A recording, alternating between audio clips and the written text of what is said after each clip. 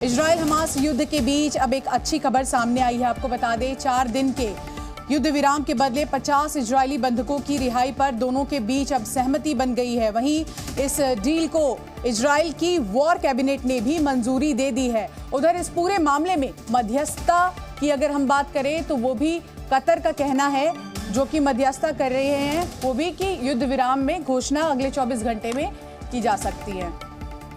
और देखिए, इस महायुद्ध से जुड़ी 5 बड़ी अपडेट आपको बता दें, आखिर क्या क्या हो रहा है और कैसे ये पूरा का पूरा मामला अब आगे बढ़ता जा रहा है। तस्वीरें आप देखिए, इजराइल हमास के बीच अब समझौते की बातचीत चल रही है। लगातार इसी की मांग उठ रही थी कि समझौता किया जाए।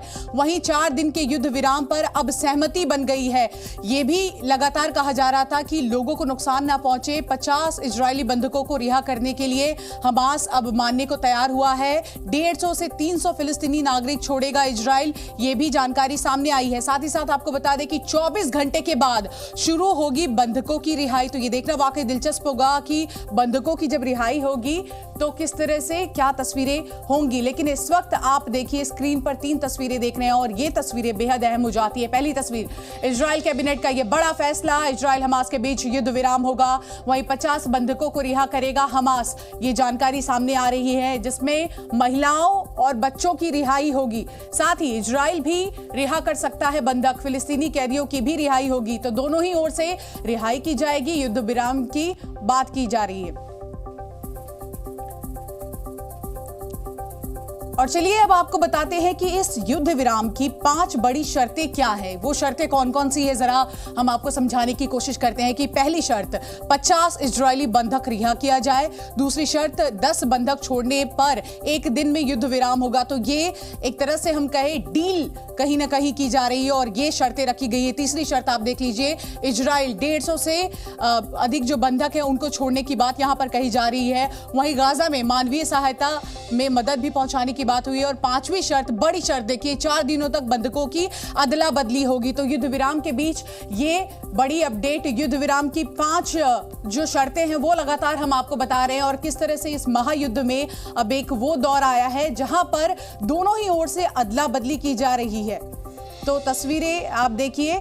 साथ ही साथ आपको बता दें कि हमारे साथ इस वक्त 2 यहाँ पर लोग मौजूद हैं, 2 गेस्ट मौजूद हैं। एक हमारे सहयोगी कृष्ण मोहन मिश्रा, जो कि सीधे न्यूज़ रूम से जुड़े हैं, साथ ही दीपक वोरा। सर, पहला सवाल आप ही से पूछूंगी, लेकिन पहले कृष्ण के पास चलते हैं। कृष्ण, देखिए, ये शर्त जो रखी गई है, 5 शर्तें अभी अभी हमने बताई, ये शर्तें कितनी अहम हो जाती है, क्योंकि दोनों ही ओर से अदला बदली तो की जा रही है लेकिन शर्तें भी रखी गई हैं।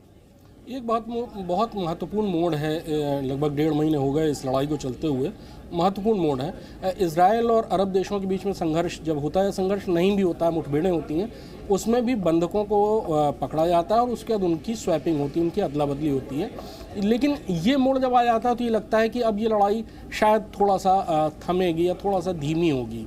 महत्वपूर्ण बात यह होगी कि काफ़ी दिनों से बात चल रही थी, कतर के ज़रिए भी बात चल रही थी बैकडोर से। पहले 70 लोगों को छोड़ने की बात थी, टाइम फ्रेम 7 दिन मांगा गया था, फिर 10-10 बंदियों को छोड़ने पे 1-1 दिन का युद्ध विराम मांगा गया और अब उस पर लगभग बात सहमत हो गई है। 50 लोग छोड़ दिए जाएंगे, जैसा कि आपने भी बताया, और लगभग उससे 3 गुना फिलिस्तीनी छोड़ देंगे। इस बीच जब से 7 अक्टूबर से हुआ है, इजराइल ने बहुत बड़ी तादाद में फिलिस्तीनियों का राउंड अप किया था, पकड़ा था वेस्ट बैंक से। तो जिनको उसमें पकड़ा होगा उनमें से कुछ एक लोगों को, जिनको वो खतरनाक नहीं मानता होगा, उनको वो छोड़ेगा। लेकिन महत्वपूर्ण बात ये होगी कि इस स्वैपिंग के बाद क्या होगा। क्या अगली स्वैपिंग होगी? क्या इजराइल के जो हमले हैं वो क्या धीमे पड़ेंगे? मुझे नहीं लगता कि धीमे पड़ेंगे। ये इजराइल की पहली प्राथमिकता ज़रूर है कि वो बंधकों को छुड़वा ले, लेकिन बंधकों को छुड़वाने के बाद भी आखिरी जो उसका लक्ष्य रहेगा वो गाज़ा से हमास को साफ़ करना होगा। गाज़ा पर जो हमास का नियंत्रण है, 5 गवर्नरेट में हमास पावर में है, सत्ता में है, जीतता है वहाँ से, तो उसको ख़त्म करना, उसकी मिलिट्री और पॉलिटिकल लीडरशिप ख़त्म करना, उसका इंफ्रास्ट्रक्चर ख़त्म करना। बिल्कुल कृष्ण मोहन, ये बहुत अहम बात कही है आपने। और ये देखना होगा कि ये जो अदला बदली है कैसा रूप लेती है। हमारे साथ एम्बेसडर दीपक वोरा है। सर, लगातार इस खबर पर हम बने हुए हैं और हम देखते हैं कि अगर युद्ध विराम की बात उठी है तो आपको नहीं लगता कि ये बहुत देर हो चुकी है, क्योंकि इस युद्ध विराम की बात तो शुरू से की जा रही थी।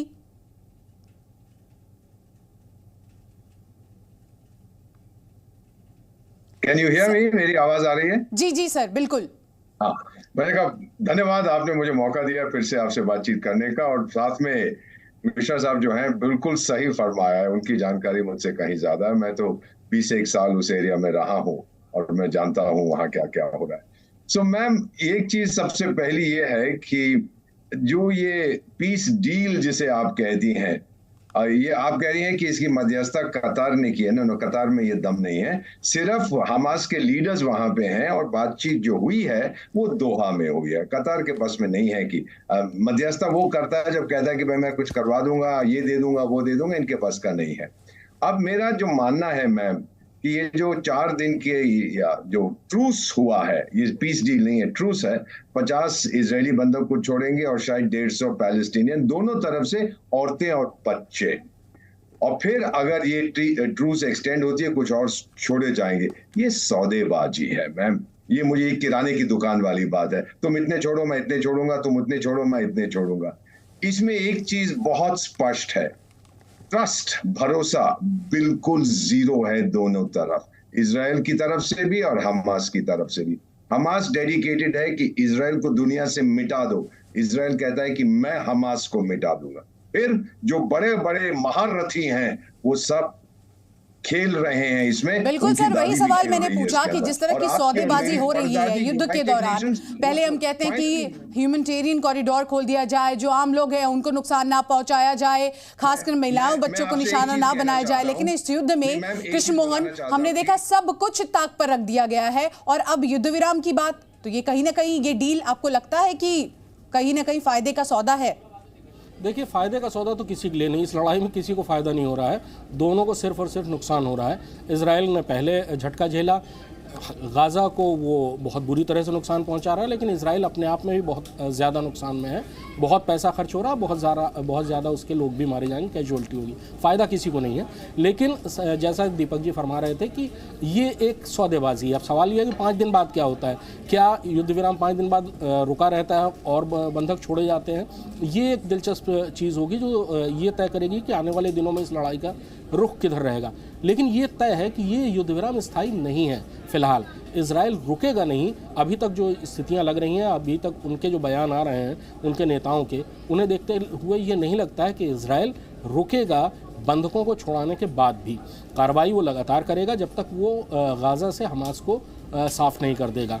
लेकिन ये जो 5 दिनों का युद्ध विराम है, उसके बाद क्या और एक्सटेंड होता है? यानी हर रोज़ जो लगभग अब ये माना जा रहा है कि ये फॉर्मूला है कि 1 दिन के युद्ध विराम के बदले 10 बंधक छोड़े जाएंगे, तो क्या ये 5 दिन बाद भी जारी रहता है? इन 5 दिनों में हमास के अपने आप को और ज़्यादा ताकतवर करने की कोशिश करता है, क्योंकि हमास के भी दोस्त हैं, उसके पास भी हथियार आ रहे हैं। बिल्कुल कृष्ण मोहन, देखिए आप लगातार जानकारी दे रहे हैं और दीपक वोरा सर भी हमारे साथ है, आप दोनों हमारे साथ बने रहिए।